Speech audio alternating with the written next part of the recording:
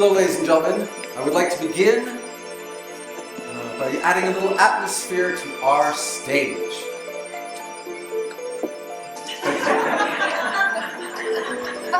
That's it.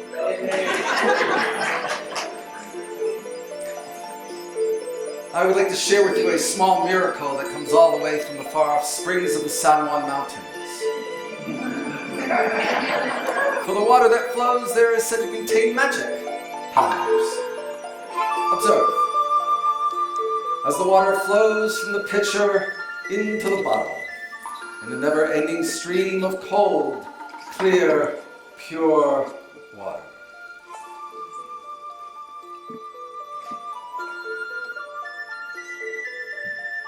It is said that you can take a piece of paper, a card perhaps, place it over the mouth of the bottle, turning it upside down. The card will stick. This is due to the cosmic energy holding it up. It's the cosmic energy that holds it up. But if you believe in magic, it becomes no longer necessary.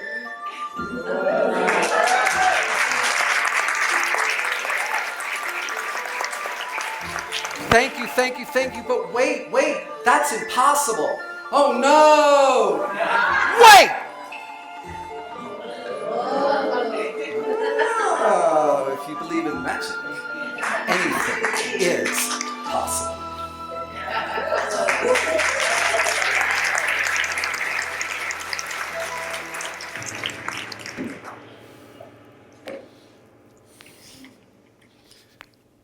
Excuse me while I clean up my act.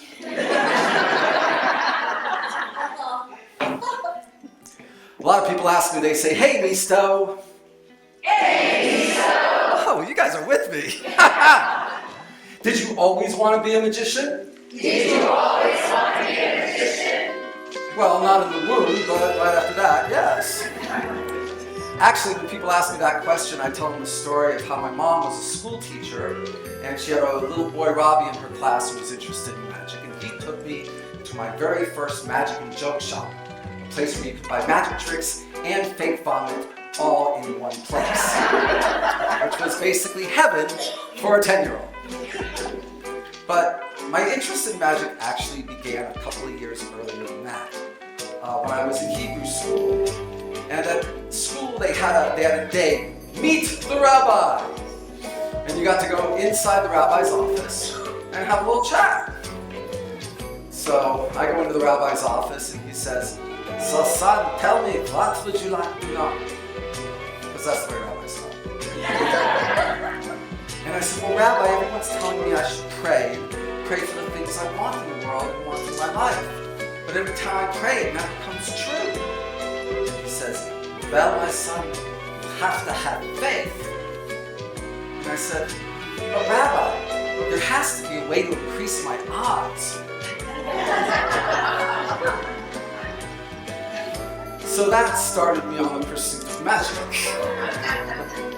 Now I want to point out that today everything I'm going to do is done with natural objects. A pitcher of water in a bottle, a styrofoam cup, and a length of rope.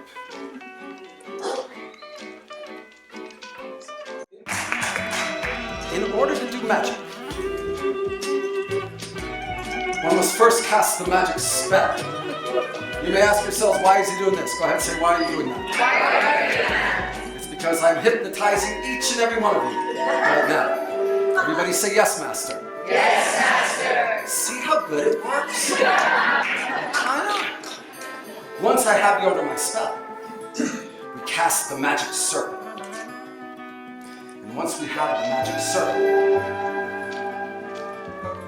the knot becomes no longer necessary.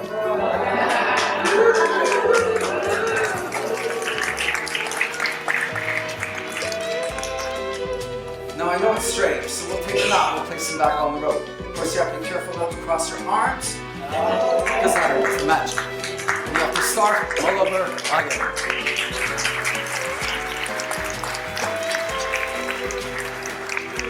You know, a lot of people ask me, they say, "Hey, Mysto, Hey, Mysto, can you do That again? See, I told you a lot of people ask me that. But I only do the same tricks twice once. And so I'll do it again. By taking the two ends of the rope. And I shall now tie them together, creating the magic circle of rope. And then I take out my magic scissors. You see my magic scissors? So we can do a cut. Giving us two pieces of rope. That's two ends on each rope. You see, I have one. I have two. We have 3 and 4. Of course, you have to be very, very careful not to cross your arms, because that undoes the magic. You have to start all over again.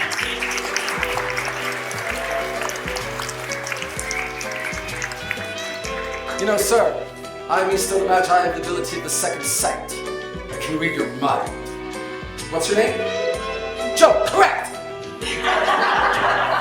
And Joe, as I'm doing this rope magic, I know that you were thinking to yourself, huh? I'd sure like to look at that rope. So here, take the rope, Joe, pull upon the rope. Do you feel the magic coursing through your veins? You feel the magic, he feels it, hallelujah! Tell me, Joe, is that a real piece of rope? It is? I mean, of course it is. I mean, what else would I be using? Maybe a magic rope? This is the magic rope, and everybody can help me out with it.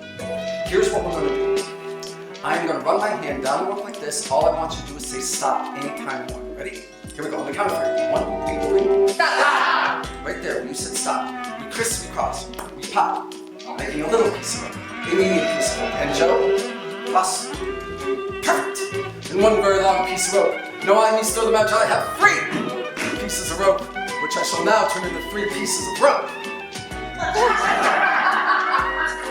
That are all exactly the same size. But I'm going to need your help, folks. I need each and every one of you to do the Mysto magic. Now, here's how we do it. I need each and every one of you to take your fingers and wiggle them towards the ropes like this, and go. You guys are with me. And you see, that makes the magic happen. We can actually stretch the ropes out, giving us 3 pieces that are all exactly the same size.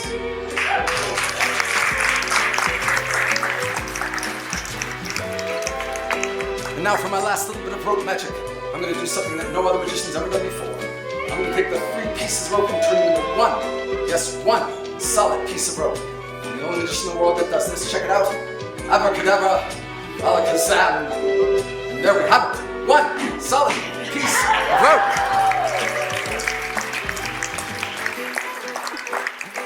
Thank you for that lovely round of pity. You guys are awesome. The trick does look a whole lot better if we take the knots off first. And you see, some people think that this knot down here is a what knot. And other people think it's a forget-me-not. But really it's a knot that's not on the rope.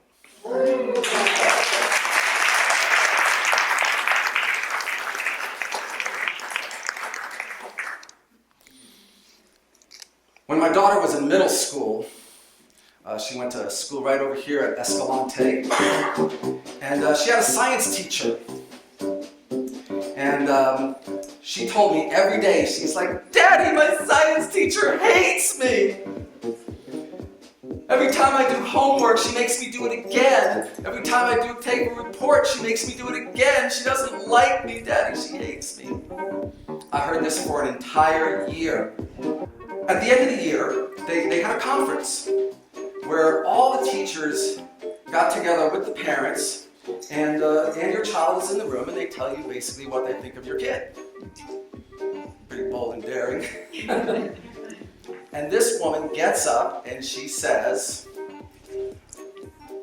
"I love your daughter so much. She's like the best student I ever had. If I ever have children, I want her to be just like her." I'm looking at my kid like, "This is the woman who hates you?"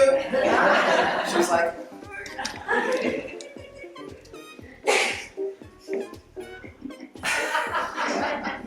Anyways, it turned out this woman was a professional athlete. She later quit teaching and became a professional cyclist. And the fact is she loved my daughter so much that she treated her exactly like she treated herself. Your first effort is never good enough. I can beat this time. I can do something different. I can be better. I can be faster. I can be stronger. So every time she did a report, it was like, it's not good enough. You have to do it again.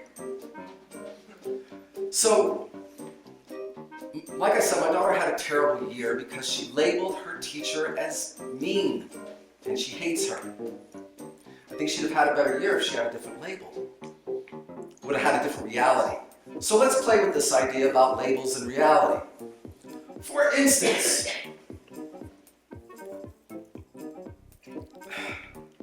what is this? It's a cup. What's it made out of? Styrofoam, that's right. What's it full of? Coffee, water, vodka. There we go. Everybody who said vodka wins a free trip to TEDx.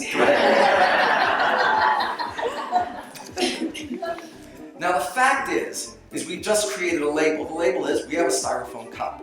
And people have different feelings about styrofoam.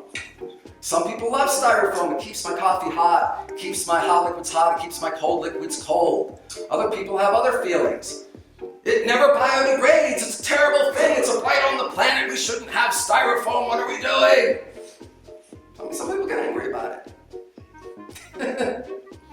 The fact is our labels create our reality and our feelings towards that reality. So if you want to change your reality, change your label. So, when is a cup not a cup? When it was never a cup to begin with.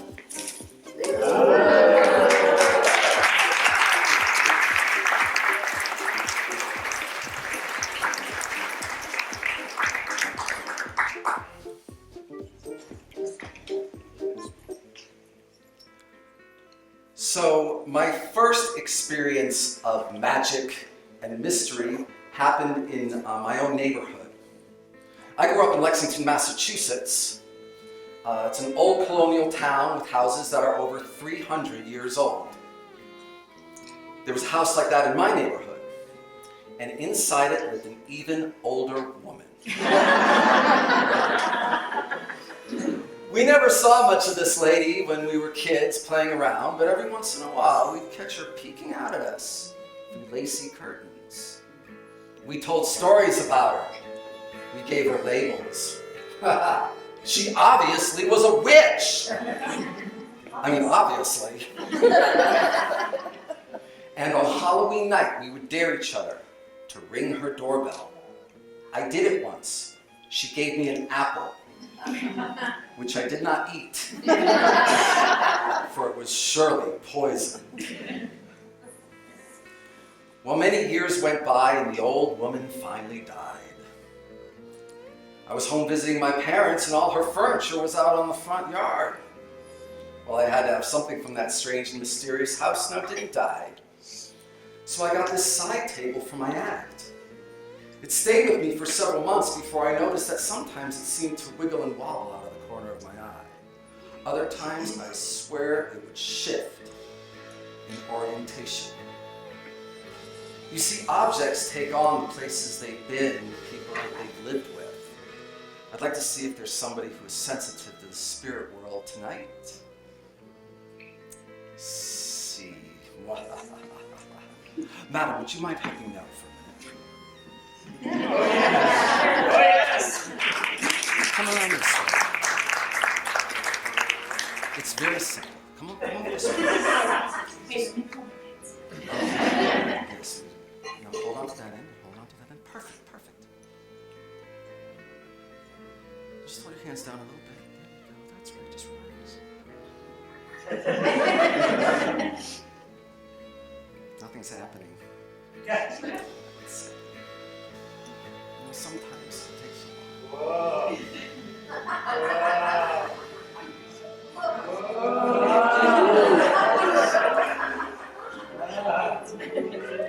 Look underneath.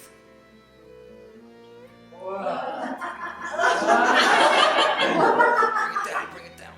Oh, careful.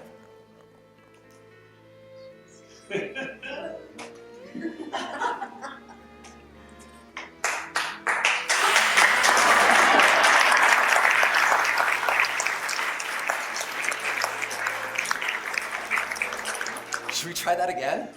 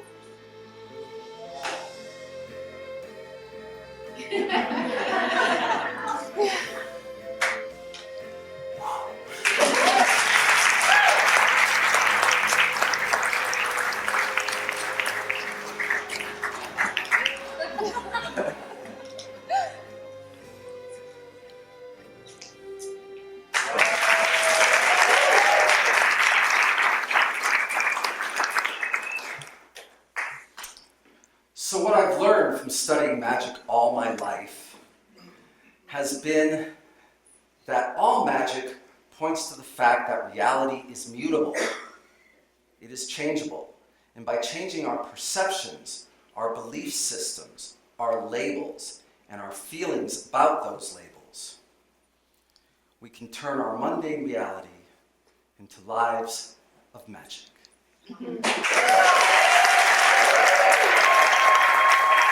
Thank you.